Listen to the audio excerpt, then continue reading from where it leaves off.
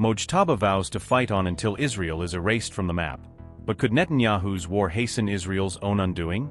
As the front lines burn, Iran's top cleric now openly declares that Israel must disappear before there can be peace. Tehran sends a chilling message to the world: as long as the US and Israel exist, humanity will never know calm. From the pulpit to the power structure, a Guardian Council cleric is now openly threatening Israel's very existence. With airstrikes, proxies, and rhetoric escalating, the question is simple: who blinks first as Iran stands defiant and Israel claims big wins? Amid rapidly rising tensions between Iran and Israel, officials and state media inside Iran have begun issuing ever-sharper security warnings to the public. In this climate, senior cleric Ahmad Khatami has declared that Israel itself must be eliminated if there is ever to be real peace, according to Iran International. Delivering his Friday sermon in Tehran, Khatami went further, insisting that the Zionist regime must ultimately disappear from the map. Ahmad Khatami, Iran's member of Guardian Council, said, and I quote, "For peace and calm to be established, the murderous Zionist regime must be eliminated and no trace of it should remain. As long as the United States and Israel exist, humanity would not see peace," unquote. The IRGC warned that any opponents could face a crackdown even harsher than what Iran saw on January 8. That threat was delivered in an official statement issued by the intelligence wing of the Revolutionary Guards. Commanders declared that any renewed street protests would no longer be treated as dissent, but as a full-blown security threat. They also warned that so-called neo-ISIS elements would be dealt a powerful blow if unrest returned to the streets. The comments pointed directly back to the deadly suppression of demonstrations that erupted across Iran earlier this year. Reports say more than 36,500 people were killed by security forces in just 2 days during the January 8 to 9 crackdown. Investigators relied on classified documents and eyewitness testimony to piece together the true scale of those casualties. The IRGC, meanwhile, accused foreign actors of trying to stir new unrest after failing on the battlefield. At the same time, Prime Minister Netanyahu said Israel aims to create conditions for Iranians themselves to protest. Benjamin Netanyahu said, and I quote, "We will create optimal conditions to do this, including airstrikes as we did yesterday, as we are doing these days, to try to give them the space needed to take to the streets," unquote. Prime Minister Benjamin Netanyahu has repeatedly insisted that Israel is becoming stronger than ever in the current war. He has claimed that combined Israeli and US strikes have already dealt heavy blows to Iran's military infrastructure. Netanyahu has also boasted that Israel has inflicted severe damage on Iran's Revolutionary Guard and its Basij paramilitary forces. We are crushing the terror regime in Iran. We are striking and crushing its proxy, Hezbollah, in Lebanon. Through an unprecedented alliance between Israel and the United States, we have achieved tremendous accomplishments. Accomplishments are shifting the balance of power in the Middle East and beyond. These achievements establish Israel's position as stronger than ever. This dramatic change in our power against the power of our enemies is the key to securing our existence. President Trump and I warned the tyrant Khamenei. We told him, if you try to re-establish your death operations, we will strike you with a force you have not known.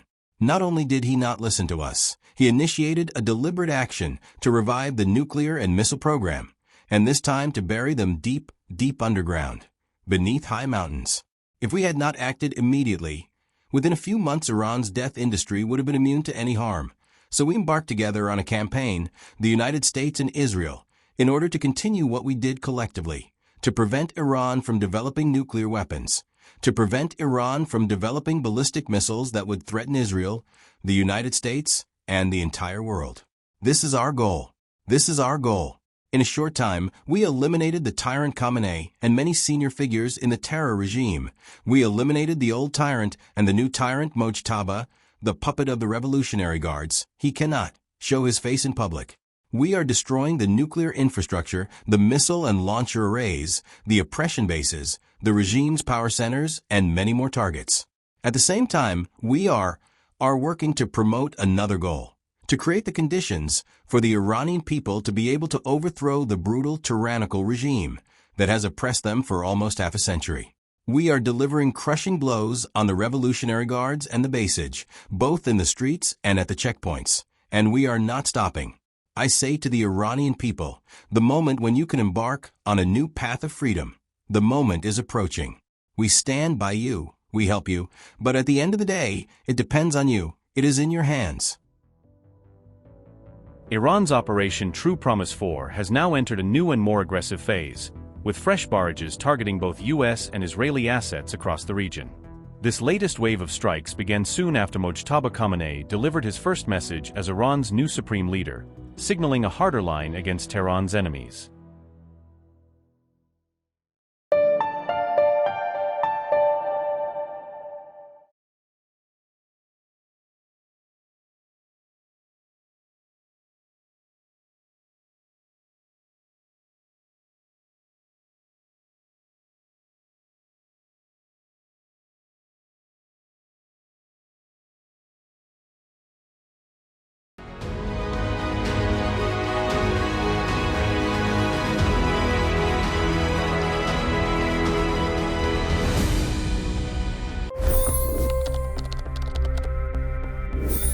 $25 crore गरीब गरीबी को परास्त करके बाहर निकले।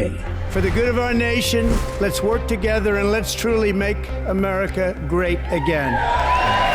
The fastest news breaks. Requested PM saying that we will have to speak to Putin and to Zelensky. The biggest news makers. The relationship with India is probably the most important bilateral relationship the U.S. will have for the rest of this century. The capital delivered quite an election result today. Expert analysis. The million-dollar question today is how to stop this dance of death. Ground reports. I'm standing at the crossroad of the Kumbh Mela. Behind me are more than 100 entry guards. Long-form interviews. Exclusionary politics is reflected in Manipur case as well. You don't bother because this is a small state.